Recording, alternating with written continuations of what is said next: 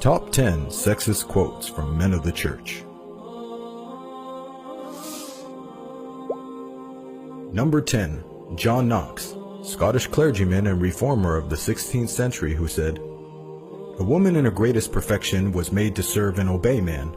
Nature, I say, paints women further to be weak, frail, impatient, feeble, and foolish, and experience has declared them to be inconsistent, variable, cruel, and lacking the spirit of counsel and regiment, or leadership." Number 9.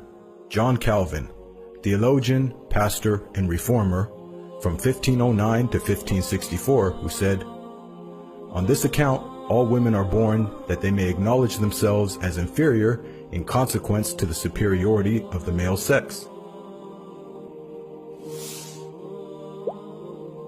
Number 8. Martin Luther, theologian and reformer of the 16th century, who said, "For a woman seems to be a creature somewhat different from man, in that she has dissimilar members, a varied form, and a mind weaker than man. Although Eve was a most excellent and beautiful creature, like unto Adam in reference to the image of God, that is, with respect to righteousness, wisdom, and salvation, yet she was a woman. For as the sun is more glorious than the moon, though the moon is a most glorious body, so a woman, though she was a most beautiful work of God, yet she did not equal the glory of the male creature."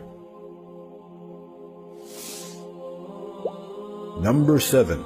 Thomas Aquinas, doctor of the Church in the 13th century, who said, "But a woman is naturally of less strength and dignity than man." He also said, "As regards to the individual nature, a woman is defective and misbegotten, for the active force in the male seed tends to the production of a perfect likeness in the masculine sex, while the production of the woman comes from a defect in the active force or from some material disposition, or even from some external influence." Number 6. Augustine, Bishop of Hippo and Latin Father, from 354 to 430, who said, "I don't see what sort of help a woman was created to provide man with, if one excludes procreation. If a woman is not given to man for help in bearing children, for what help could she be? To till the earth together? If help were needed for that, man would be a better help for man. The same goes for comfort and solitude. How much more pleasure is it for life and conversation when two friends live together than when a man and a woman cohabitate?" He continues, "The woman together with her own husband is the image of God, so that the whole substance may be one image. But when she is referred separately to her quality of helpmeet, which regards the woman herself alone, then she is not the image of God. But as regards to the man alone, he is the image of God as fully and completely as when the woman too is joined with him in one." Number 5. Jerome, theologian and Latin father of the 4th and 5th centuries, who said, "The woman is the root of all evil." Number 4. Chrysostom, Archbishop of Constantinople in the 4th century, who said, "God maintained the order of each sex by dividing the business of their life into two parts, and assigned the more necessary and beneficial aspects to the man, and the less important, inferior matter to the woman." Number 3. Tertullian, the father of Latin Christianity, 155 to 245, who said, "And do you not know that you are each an Eve?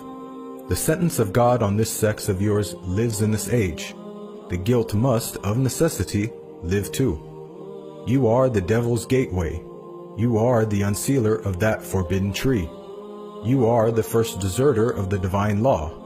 You are she who persuaded him whom the devil was not valiant enough to attack. You destroyed so easily God's image, man.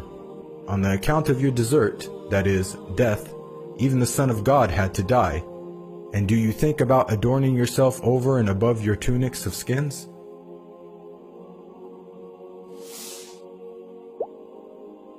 Number 2.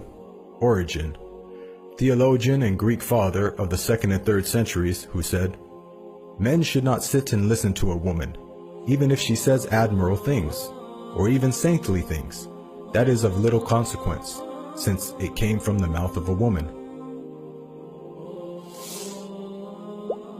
And number 1, Clement of Alexandria, theologian and Greek father of the 2nd century, who said, "Every woman should be filled with shame by the thought that she is a woman. The consciousness of their own nature must evoke feelings of shame."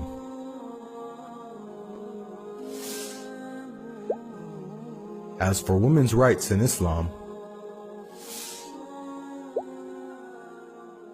over 1400 years ago, Islam gave women rights that women in the West have only recently began to enjoy, such as the right of legal representation, the right of inheritance, the right of an education, the right to be a witness in court, the right to choose her own husband, the right to divorce, the right for her to own property, the right for her to own her own business, and equality in faith. In the Quran, God Almighty explains that men and women are equal, such as in chapter 3, 195, he says, "And their Lord responded to them, 'Never will I allow to be lost the work of any worker among you. Whether male or female, you are of one another.'" God Almighty also explains in chapter 16, 97, "Whoever does righteousness, whether male or female, while he is a believer, we will surely cause him to live a good life, and we will surely give them the reward in the hereafter, according to the best of what they used to do." In addition to this, we have people like Annie Besant, a writer and women's rights activist of the early 19th century, who spoke about Islam in depth and said, "It is only in the last 20 years that Christian England has recognized the right of women to property, while Islam has allowed this right for all times." We also have Karen Armstrong, an author, commentator, and former Catholic nun, who spoke about Islam saying, "We must remember what life had been like for women in the pre-Islamic period, when female infanticide was the norm, and when women had no rights at all. Like slaves, women were treated as an inferior species, who had no legal existence. In such a primitive world, what Muhammad achieved for women was extraordinary. The very idea that a woman could be witness or could inherit anything at all in her own right was astonishing.